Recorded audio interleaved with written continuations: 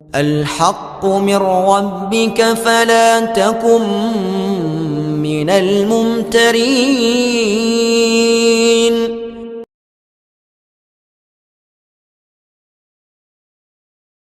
Assalamualaikum warahmatullahi wabarakatuh.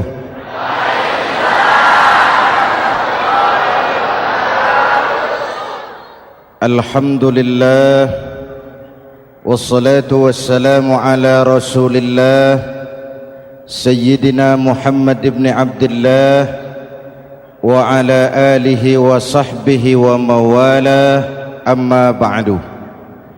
Saudara-saudara kaum muslimin di seluruh tanah air, hari-hari pada minggu akhir Ramadan kita bersama-sama menyaksikan sebuah fenomena tentang pindahnya kegiatan umat dari masjid ke pasar, dari masjid ke terminal, dari masjid ke stasiun, dari masjid ke bandara.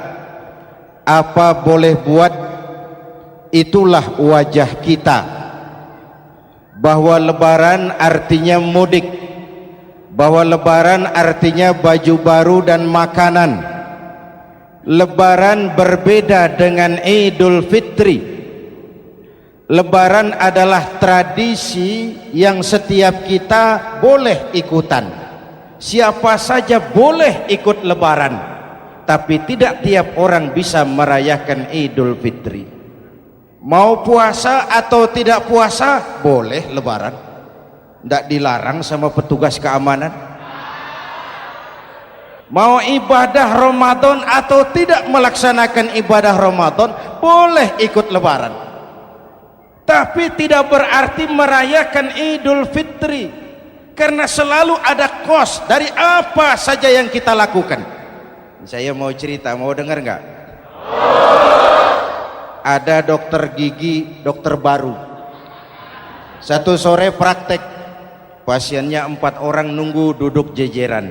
Dipanggil pasien pertama, diperiksa, berlubang giginya, dicabut tanpa dibius. Oh, namanya dokter baru. Pasien ini teriak, aduh sakit dok, tidak kuat, sakit. Teriakannya keras sekali. Pasien yang 3 orang yang nunggu gemeter, lari semua. Sudah saya dicabut, diobati, selesai, tanya, sudah selesai dok? Sudah mas. Berapa biayanya? 200.000. Loh, biasanya kan 50.000, kok 200.000? Biasanya sih memang 50.000, tapi siapa suruh kau teriak? Yang 3 lari.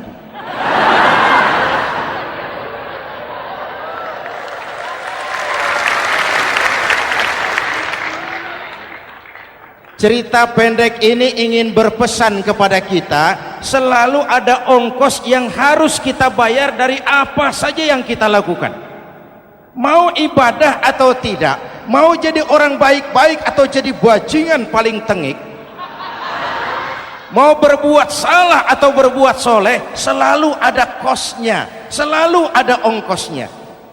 Kita bicara kembali kepada fitrah, Idul Fitri. Bagaimana caranya? Pertama, saya ingin mengutip bagian pendek dari ayat 185 Al-Baqarah. Walitukmilul iddata walitukabbirullaha ala ma hadakum wala'allakum tashkurun. Ada 4 hal dari cuplikan ayat pendek ini. Pertama, walitukmilul iddata, hendaknya engkau sempurnakan jumlah bilangan hari puasamu. Berpuasa sebulan penuh. Sebulan penuh itu bisa 29, bisa 30. Pak, kalau beda pendapat bagaimana? Ada yang lebaran tanggal 5, ada yang lebaran tanggal 6. Hadirin, bagi yang punya kemampuan berijtihad, silahkan melakukan ru'yatul hilal. Bagi yang tidak, lebih aman ikut pesan Nabi. Apa pesan Nabi? fa iza ikhtalaftum fa alaikum bisawadil a'zam ma'al haqqi wa ahlihi. Kalau kamu berbeda pendapat, ikut golongan terbanyak yang benar dan ahlinya. Jadi walaupun banyak, kalau tidak benar dan bukan ahlinya, tidak usah ikutin. Banyak benar dan ahlinya. Contoh, 100 insinyur berbeda pendapat dengan 10 kiai tentang doa kunut. Yang diikuti pasti 10 kiai, bukan 100 insinyur. Betul? Atau sebaliknya, 10 insinyur berbeda dengan 100 kiai tentang konstruksi jembatan. Yang diikuti tentu 10 insinyur, benar dan ahlinya. Maka yang paling aman, kita punya departemen agama. Departemen agama punya ahli dari MUI, dari Nahdlatul Ulama, dari Muhammadiyah, dari Al-Wasliyah, dari Syarikat Islam, dikumpulkan melakukan ru'yatul hilal. Yang paling aman, dengeri saja pengumuman Departemen Agama.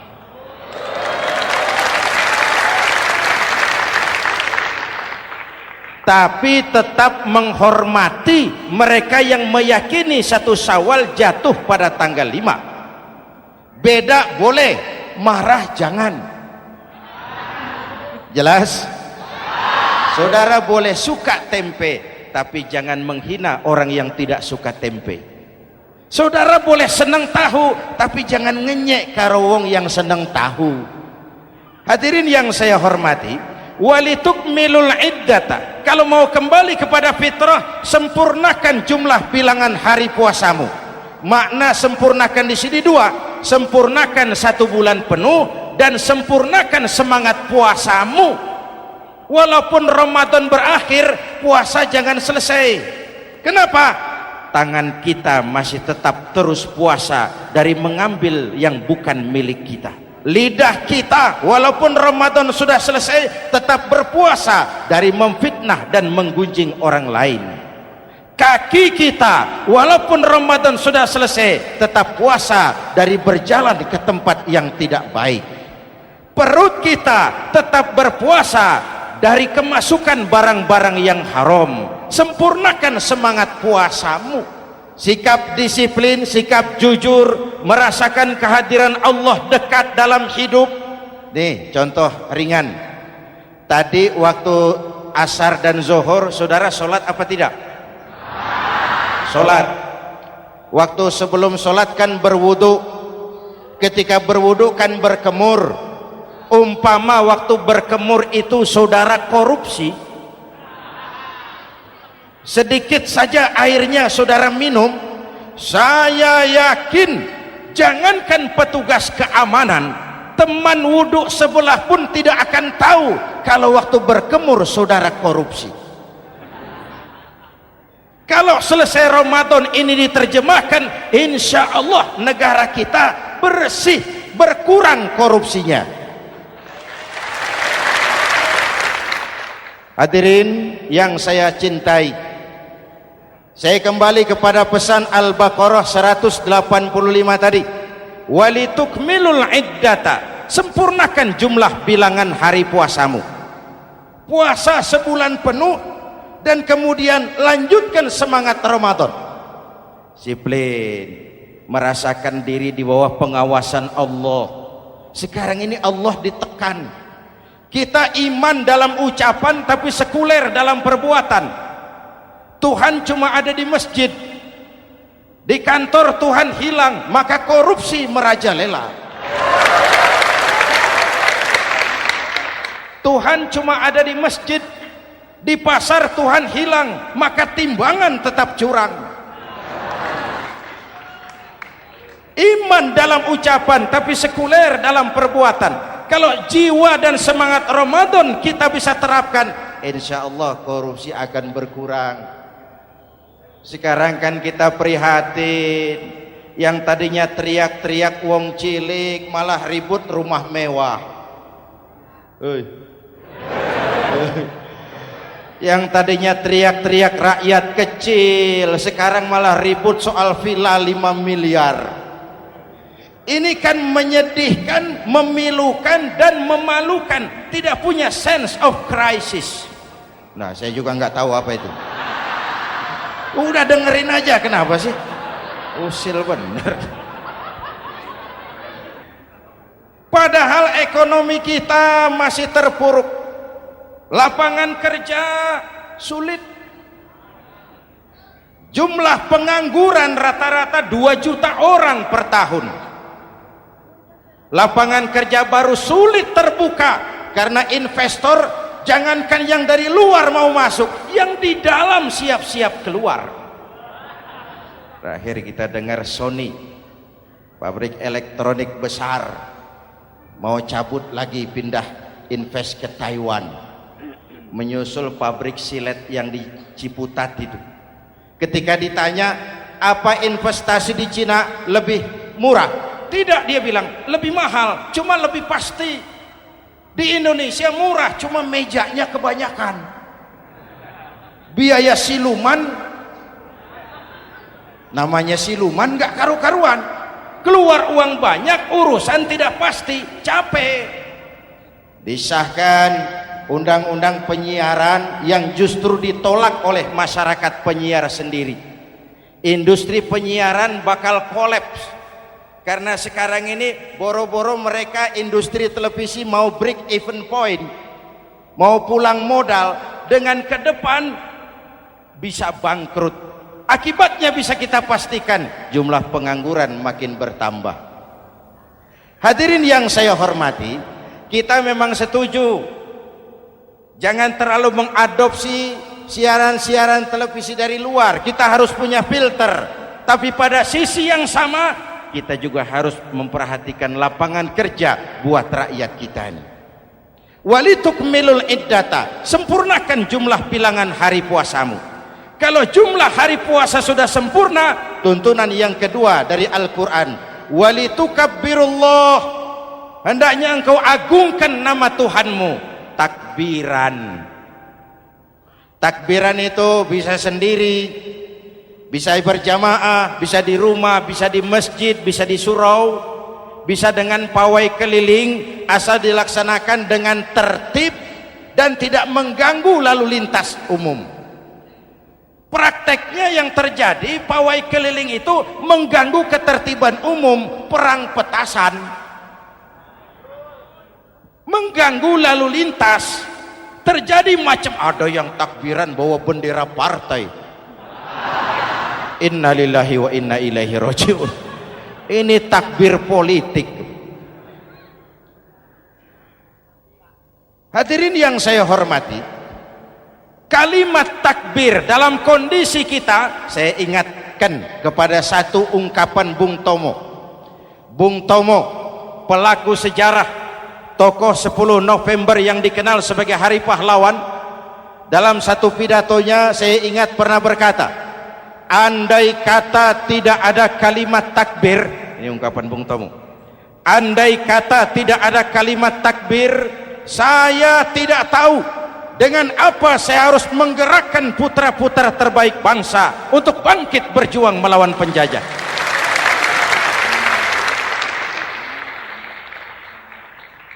Ketika Allahu Akbar, itu londo kelihatannya kecil, meriam nggak meleduk. Dahulu orang-orang tua kita cuma ada 2 kata, merdeka atau mati. Tidak berpikir nanti kalau menang dan merdeka saya jadi wali kota di mana.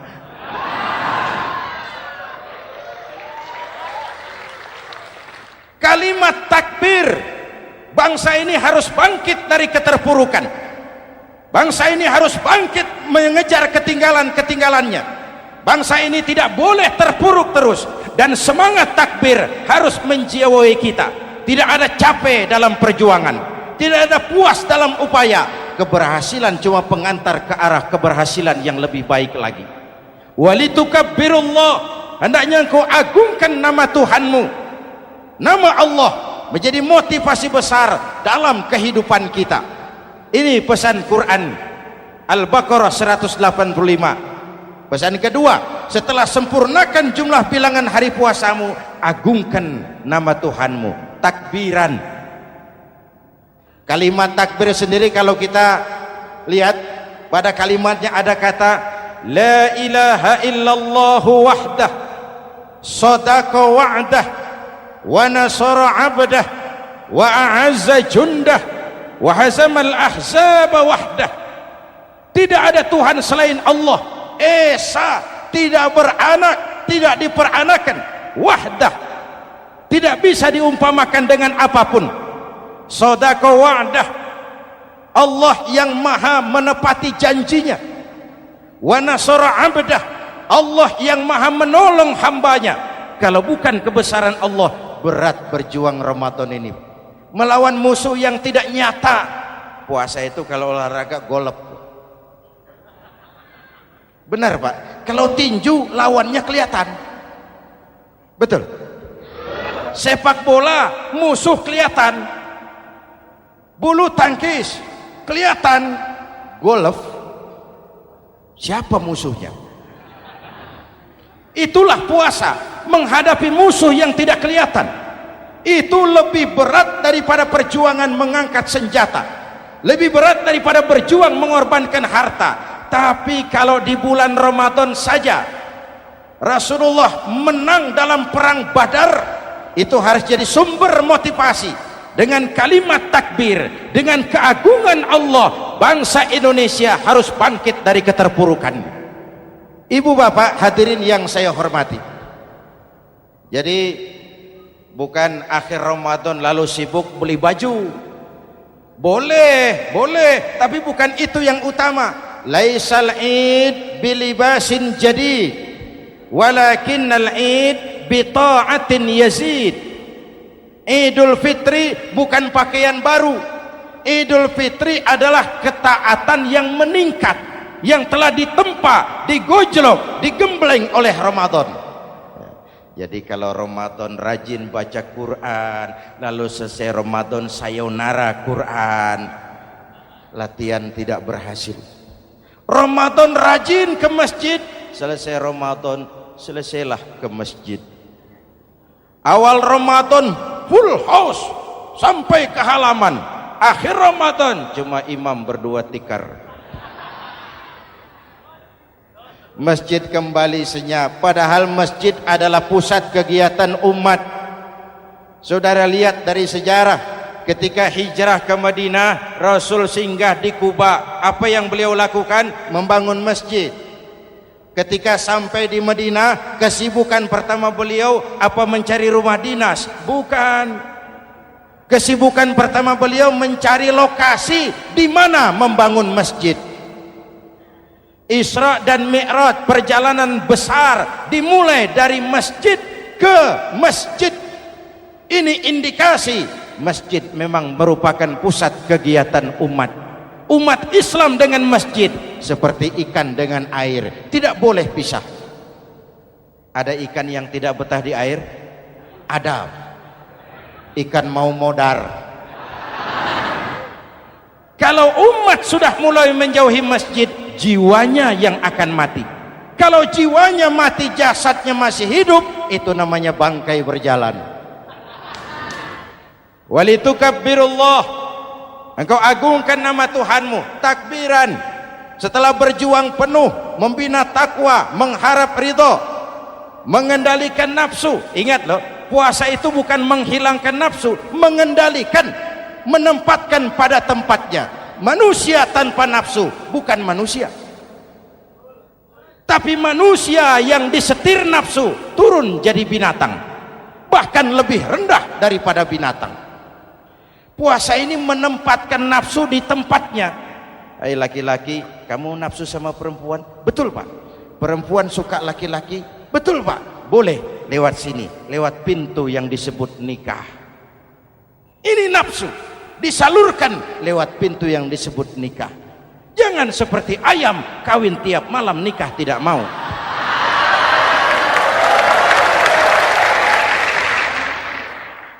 Hai manusia, nafsu kepada materi, kepengen kaya? Iya Pak. Boleh. usaha yang halal, jual beli yang halal. Wa ahallallahu al-bai'a wa harrama riba. Allah halalkan jual beli. Jangan ingin kaya lalu makan renten, ingin kaya lalu korupsi, ingin kaya lalu buka peternakan tuyul. Manusia ingin berkuasa boleh, tapi tetap punya etika dan moral. Jangan ingin berkuasa lalu fitnah, ingin berkuasa lalu mengadu domba orang, ingin berkuasa lalu menghalalkan segala cara. Puasa menempatkan nafsu pada tempatnya. Manusia yang dikendalikan nafsu lebih puas daripada binatang. Saya punya ungkapan lama, sebuas-buasnya kerbau makanannya tetap rumput. Saya belum pernah dengar ada kerbau terlalu buas lalu makan roti.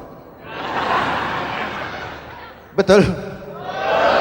Tapi manusia kalau sudah dikendalikan nafsu, manusia bukan cuma makan nasi, aspal, semen, kertas, minumnya solar, jauh lebih buas daripada binatang. Inilah puasa, arep nguwongke wong, agar manusia itu jadi dirinya, fitrahnya, jangan dikendalikan oleh nafsu. Kita ini sudah diciptakan fi ahsani taqwim. Masya Allah. Presented by the Integral CJ's Management.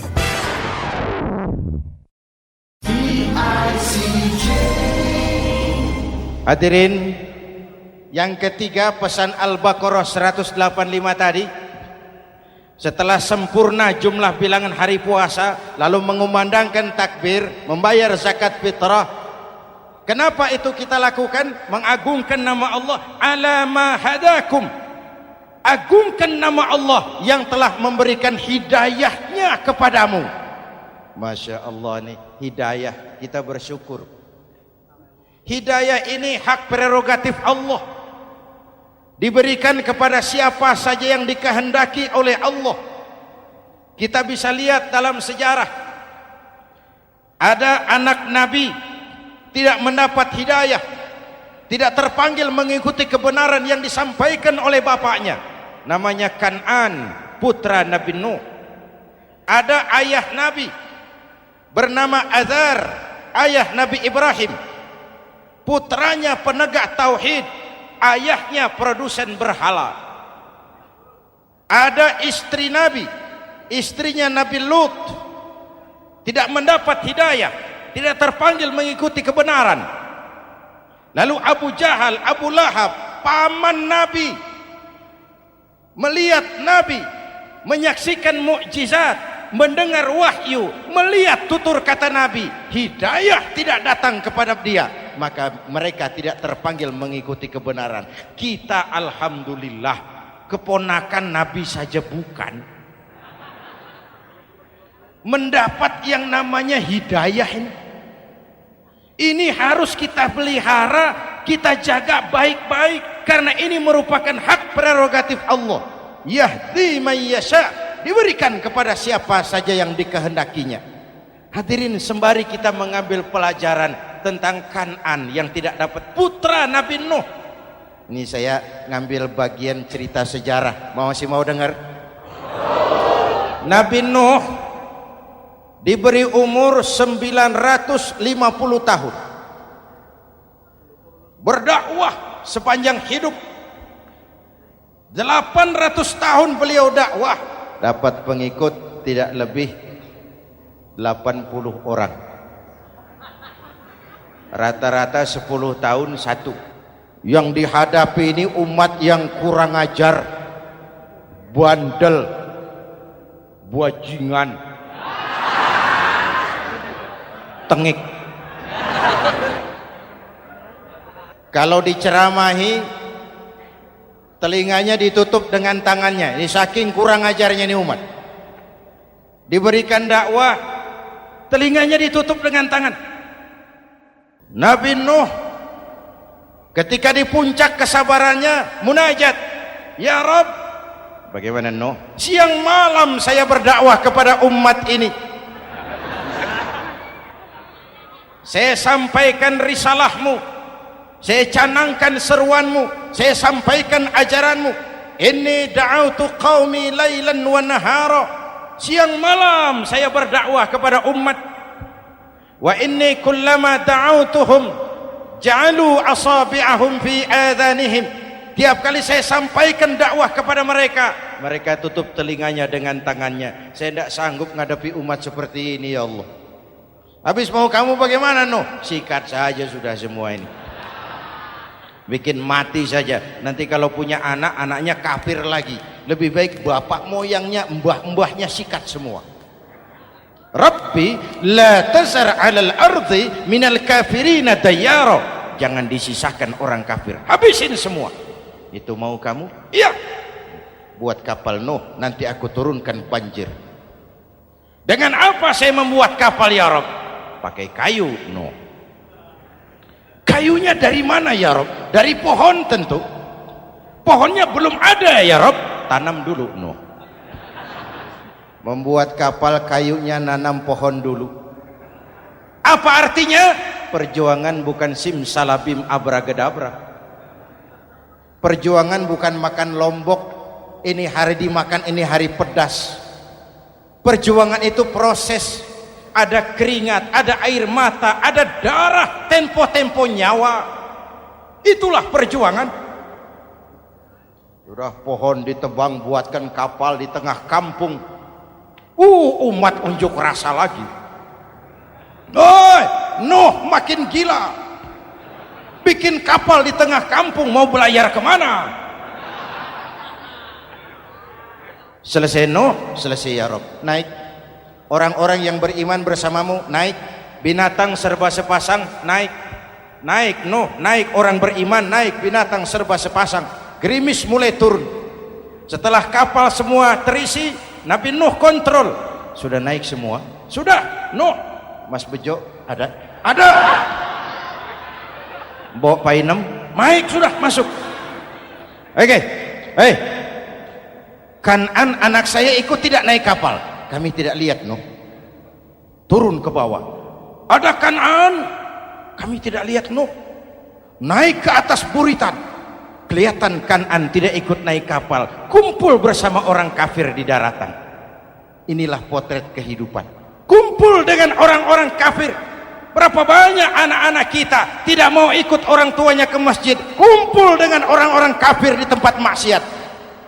Nuh karena sayang kepada anak, dari atas kapal memanggil, ya bunayya rkam ma'ana. Ya, ini bahasa orang manggil Pak. Kan'an, kesini nak, naik kapal sama papi. Ini terjemahan bebas. Jawab Kan'an di bawah, tidak mau Pak, saya di sini saja. Jangan nak, Allah sedang murka, akan turun banjir. Kalau datang banjir Bapak, sa'awi ila jabalin ya'simuni minal ma', saya akan naik ke gunung tinggi yang bisa menyelamatkan saya dari banjir. Kan'an naik ke gunung tinggi, gunung pun tenggelam dihantam banjir. Dalam puncak kepedihan, Nabi Nuh akhirnya sadar, ya Allah, kalau orang kafir tenggelam memang saya yang minta, tapi Kan'an kan anak saya. Nuh, anggap Kan'an bukan anakmu. Wa innahu amalun ghairu salih. Nuh sadar, akhirnya bilang, ana urid wa anta turid wallahu fa'alun lima yurid. Aku punya kemauan, kau Kan'an punya kemauan, Allah juga punya kemauan. Kemauan Allah lah yang akhirnya jadi kenyataan. Nek sekarang juga kita ngadepi musim banjir. Bukan banjir air saja, banjir peradaban-peradaban yang masuk ke negeri kita. Banjir maksiat, banjir munkarot. Kalau kita sudah ke masjid, kita sudah naik kapal, tolong kontrol anak-anak kita. Tolong kontrol tetangga kita. Ayo naik kapal, banjir.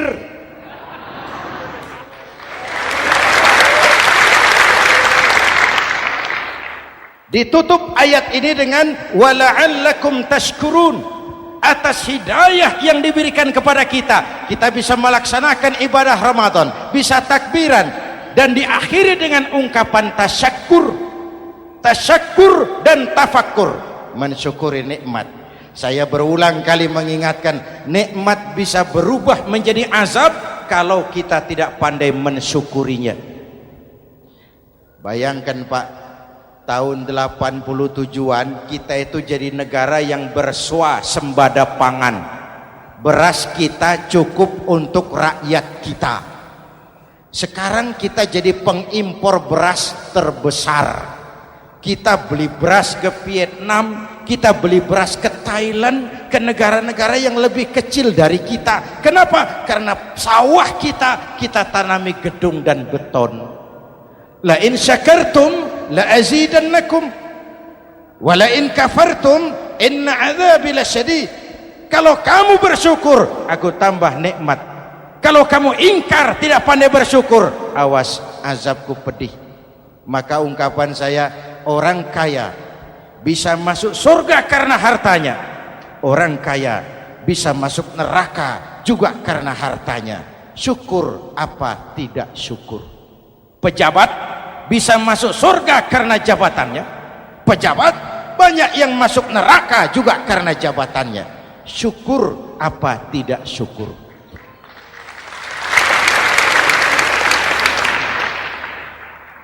Orang alim, kiai bisa masuk surga karena ilmunya.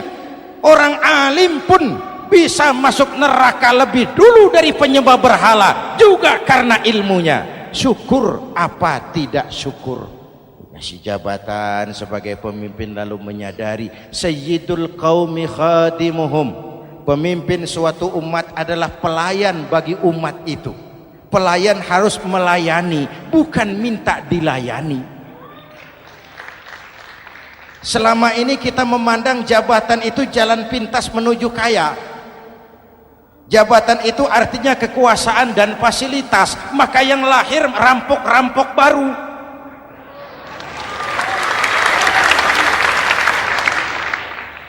Jabatan adalah alat untuk pengabdian di tengah rakyat yang sedang susah, di tengah negara yang sedang terpuruk.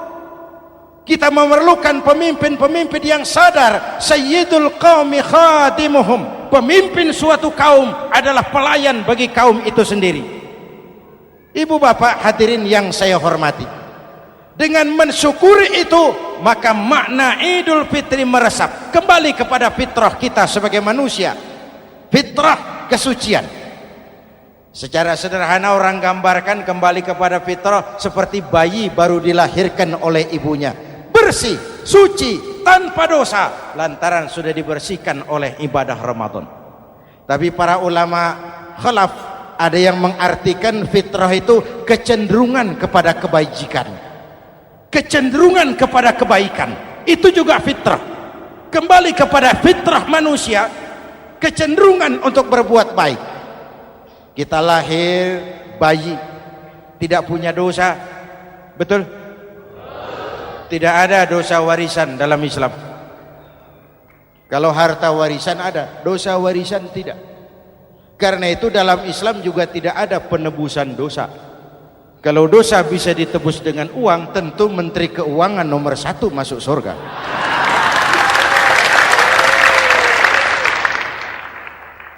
Dosa dalam Islam ditebus dengan taubat, langsung kepada Allah, sonder calo. Hadirin yang saya hormati, kembali kepada fitrah seperti bayi baru dilahirkan oleh ibunya, bersih, tidak punya dosa kepada Allah lantaran sudah dibersihkan oleh ibadah Ramadan. Soalnya kemudian kita kan tidak hanya bersalah kepada Allah, kita ini juga bergaul dengan sesama manusia, betul? Sebuah hadis, sahabat ditanya oleh Rasul, atadruna manil muflis? Saudara-saudara, tahu kamu siapa orang yang bangkrut? Oh Rasul, orang bangkrut yang tidak punya uang, orang bangkrut yang tidak punya harta. Salah kata Rasul, innal muflisa min ummati, yang bangkrut dari golongan umatku, yang besok di hari kiamat datang menghadap Allah dengan membawa pahala solat, membawa pahala zakat, membawa pahala haji, membawa pahala sedekah pada satu pihak. Sementara pada sisi yang lain sebelah kiri, orang ini juga datang membawa kesalahan karena pernah mencaci maki orang, pernah memfitnah orang, pernah memakan harta orang dengan cara yang zalim. Satu sisi bawa kebajikan, sisi lain bawa kesalahan. Kalau ini yang terjadi, bagaimana nasib kita? Kata Nabi, Tuhan, ini pahala solat saya, ini solat yang wajib, ini yang sunnah, rawatibnya, nawafilnya. Datang orang, sebentar Tuhan, apa? Dia memang rajin solat, tapi saya pernah dicaci maki, hancur nama saya, remuk hati saya. Di dunia saya tidak bisa membalas karena dia lebih berkuasa. Sekarang saya menuntut keadilan. Betul? Iya Tuhan. Sini pahala solatmu, kasih orang yang kau caci maki. Tuhan, ini pahala puasa saya yang wajib Ramadannya, sunnah 6 hari Syawalnya, Senin Kemisnya. Ini Tuhan. Datang lagi, sebentar Tuhan. Kenapa? Dia memang rajin puasa, tapi saya pernah difitnah tanpa benar, dicorengkan arang ke dahi, hancur nama saya karenanya. Saya menuntut keadilan karena di dunia waktu itu cuma banyak pengadilan tapi tidak ada keadilan. Benar? Benar. Ini pahala solatmu, kasih orang yang kau fitnah. Tuhan, ini pahala zakat saya. Datang lagi, Tuhan, dia memang suka zakat tapi korupsinya lebih besar dari zakatnya. Nuntut keadilan. Sini pahala zakatmu kasih. Kalau habis pahala kebaikan, orang yang menuntut masih banyak, diambillah dosa orang yang kita sakiti, diberikan kepada kita. Pahala dipreteli, dosa diberikan. Apa enggak bangkrut? Ibarat orang dagang, modal habis, tagihan hutang datang terus. Kenapa? Orang ini cuma baik hubungannya kepada Allah, tapi tidak baik hubungannya dengan sesama manusia. Karena itu dalam konteks dengan fitrah, manusia makhluk yang fitrah. Apa fitrah itu? Pertama, manusia makhluk yang bertuhan, itu fitrah. Mengingkari Tuhan, mengingkari fitrah. Yang kedua, manusia makhluk sosial, zon politikan, itu fitrah. Kita tidak bisa hidup sendiri. Betapa dan siapapun kita memerlukan yang lain. Maka nuansa Ramadan intinya adalah silaturahmi. Nuansa Idul Fitri silaturahmi antar sesama kita. Ada baiknya saya ingatkan lagi sebuah hadis. Masih mau dengar? Selesai sholat Id, sahabat mendengar Rasul mengucapkan amin 3 kali. Amin, amin, amin. Ya Rasul, ada apa?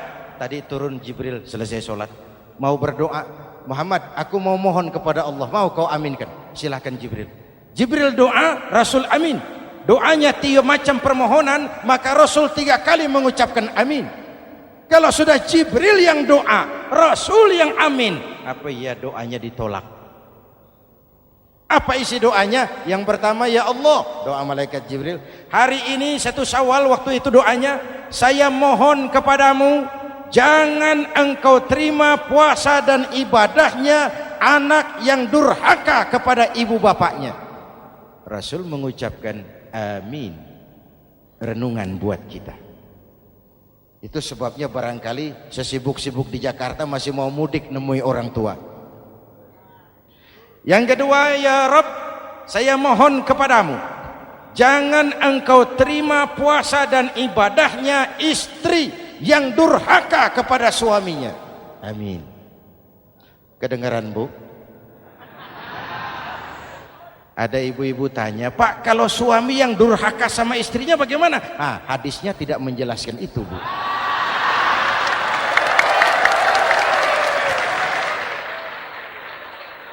Lo menang sendiri. Yang jelas suami itu presiden rumah tangga, dimintakan tanggung jawab tentang istrinya. Nah istri swargo manut neraka kadut. Ketika pulang Isra Mi'raj saja Rasul bercerita, aku diperlihatkan neraka. Neraka ya Rasul? Iya. Lalu aku lihat isinya kok kebanyakan perempuan. Perempuan. Laki bagaimana? Laki juga tidak sedikit. Cuma kebanyakan perempuan. Ya Rasul, apa mereka tidak sholat? Sholat. Apa mereka tidak ngaji? Oh, rajin mereka sama suaminya. Kenapa banyak mereka di sana? Rasul senyum dan menjawab, hunna yakfurnal asir. Umumnya perempuan kurang bisa terima kasih sama suaminya.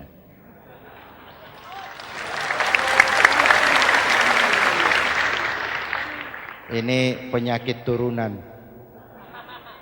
Oi, ngaku oi.